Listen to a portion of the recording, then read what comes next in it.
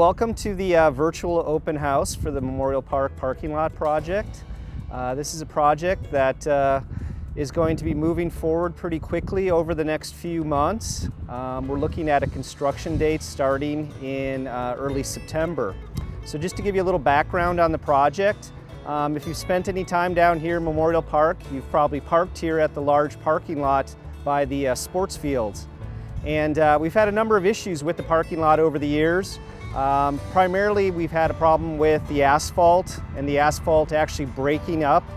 And we think that's primarily due to groundwater condition and the stormwater condition here in the parking lot. So certainly we'll be looking at that in terms of any of the plans that we have for the reconstruction. So we're trying to provide a number of elements in terms of the project. As I mentioned, one, looking at the stormwater groundwater issue, but also we want to look at the way that the public uses the parking lot and how we can improve that experience. We're going to be looking at ways to probably move the traffic through the parking lot so that is more efficient in terms of one-way movement. Also looking at the pedestrian connections across the parking lot. We also want to provide a bus turnout because there are buses that come down to the site. We want to look at improving the area around the restroom, between the restroom and the parking lot. Doing some hardscape in there where we currently have some landscaping to improve that. Also, we want to minimize certainly the impacts to the existing trees. That's a very important feature of the parking lot. Provides shade certainly on sunny days and just has an aesthetic value to it. Also, we want to look at how we can minimize the impact to the other natural resources, one being a tributary to Beckman Creek that is along one of the edges of the parking lot. We also have a small amount of floodplain that overlaps into the parking lot.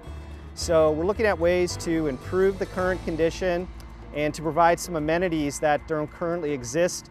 One of those would be we want to provide a path connection from the parking lot over to the Daydream Ranch neighborhood. And as part of that, we're looking to include a kiosk where there would be some basic information about the park itself and about, just activities that might be down here in the park.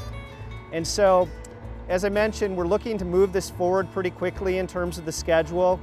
We're going to have a meeting with the Parks and Rec Advisory Board in April, and then that'll move into then a meeting with the City Council in April also, and then we'll be going on to the Development Review Board in May.